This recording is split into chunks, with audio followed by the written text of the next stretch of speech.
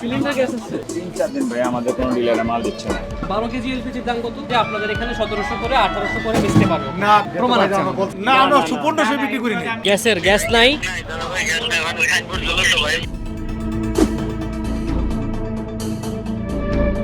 নানা সমস্যায় জর্জরিত নগরবাসীর কাছে নতুন আতঙ্কের নাম সিলিন্ডার গ্যাসের দাম।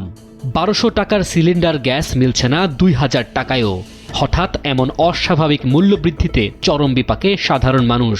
চড়া দামের পাশাপাশি বাজারের বিভিন্ন স্থানে এলপিজি সিলিন্ডারের তীব্র সংকটও দেখা দিয়েছে। কোনো দোকানে চায় 2300 টাকা, কোনো দোকানে চায় 2100, এরকম আর কি। বিকল্প কোনো ব্যবস্থা আমার নাই বাসায়, যার কারণে আমি রান্না করি না, অন্যদের বাসা থেকে রান্না করে চলতেছে। 1600 টাকা দিয়ে কিনছিলাম সপ্তাহখানে আগে, এখন গ্যাস নাই, ফোন দিছি গ্যাস নাই, তো 1900 টাকা চাইছিল আগে। ব্যবসা বন্ধ রাখতে হইব, দাম বেশি হলে তো বন্ধ রাখতে, বড় বড় ডিলাররাই করতেছে। গত বছরের ডিসেম্বর মাসে প্রতি 12 কেজি এলপিজি সিলিন্ডারের দাম 1253 টাকা নির্ধারণ করলেও রাজধানীর বাজারে এর প্রতিফলন নেই। এক প্রকার জিম্মি করে তাদের থেকে চওড়া মূল্য নেওয়া হচ্ছে। ব্যবসায়ীরা বলছেন, চাহিদা ও যোগানের এই অসামঞ্জস্যের সুযোগ নিয়ে খুচরা পর্যায়ে দাম অস্বাভাবিক বাড়িয়ে দেওয়া হয়েছে। ফলে সাধারণ ব্যবহারকারীরা চরম ভোগান্তির শিকার হচ্ছেন। খুচরা বিক্রেতারা বলছেন, আজকে 15 দিন যাবত তারা আমাদেরকে কোনো মাল দিচ্ছে না। মানে যে গেলে আমরা বোতল নিয়ে গেলে আমাদেরকে দিচ্ছে না মাল, কিন্তু মাল পর্যাপ্ত পরিমাণ তাদের কাছে মাল আছে সেখানে, এবং দাম এলোমেলো দাম ডিলাররা করছে। ডিলাররা এই কাজটা করতেছে, তারা রেট লাগে রাখে একটা, বলে আর একটা, স্লিপও দেয় না, কোনো কিছু দেয় না। এটা সিন্ডিকেট করে বিক্রি করতেছে, আমাদের কাছে যারা কিনা নেয় এই কাজগুলো করতেছে, যারা খুচরা বিক্রি করতেছে। হ্যাঁ, এটা সত্য।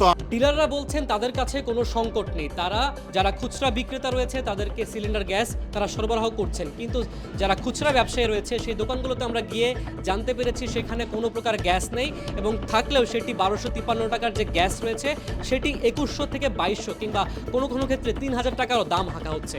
এই সংকটের দায় আসলে কে নেবে? নাম প্রকাশে অনিচ্ছুক বাংলাদেশ এনার্জি রেগুলেটরি কমিশনের ঊর্ধ্বতন কর্মকর্তা সময়ের আলোকে বলেন, বিসিআরসি যে আছে সেইটার আসলে দায় কতটুকু, বা এত দামে যে বিক্রি হচ্ছে সেইটা আপনি কি দায় এড়াইতে পারেন কিনা?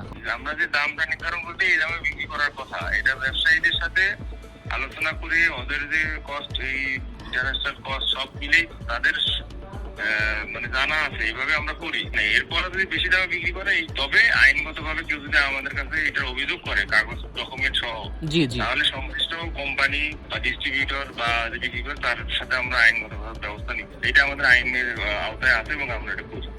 এলপিজি ব্যবসায়ীদের সংগঠন এলপিজি অপারেটরস অব বাংলাদেশ লোয়াব সূত্র বলছে, প্রতি মাসে গড়ে 1,30,000 থেকে 40,000 টন এলপিজি আমদানি করা হয়। ডিসেম্বরে আমদানি করা হয়েছে 90,000 টন। শীতের সময় বিশ্ববাজারে এলপিজির চাহিদা বেড়ে যায়, এতে দামও কিছুটা বাড়তি থাকে। এর সঙ্গে যুক্ত হয়েছে এলপিজি আমদানির জাহাজ সংকট। নিয়মিত এলপিজি পরিবহনের 29টি জাহাজ যুক্তরাষ্ট্রের নিষেধাজ্ঞার মুখে পড়েছে। পরিবহন খরচও বেড়ে গেছে। আমদানি খরচ বাড়ায় কিছু কোম্পানি বাড়তি দাম রাখছে। 15 তারিখে মনে হয় কিনছি, কালকে গ্যাস আনতে গেলাম 3 বার করে গ্যাস নাই, পরে 2200 টাকা রাখলো গ্যাস। প্রথম ছিল 1200, 1250, সেখান থেকে 1500 হইলো, 1600 হইলো, 1800 হইলো, এখন আবার 2200 টাকা। এতদিন গ্যাসের কোনো সমস্যা ছিল না, ইদানিং 4-5 দিন থেকে আর কি সমস্যাটা। দাম বেশি চায় কেউ, আবার কেউ বলে নাই, মানে বেশিরভাগই বলতেছে নাই। কত চায়? কেউ মনে করেন 2000-2200 এরকম বলে, কিন্তু গ্যাস নাই, মানে দিলেও মানে টাকা দিতে পারতেছে না। ডিলাররা বলছেন তাদের কাছে কোনো সংকট নেই, তবে সরেজমিনে যে দৃশ্য দেখেছি সেটি বলছে ভিন্ন কথা। মুবিন আহমেদ, সময়ের আলো, ঢাকা।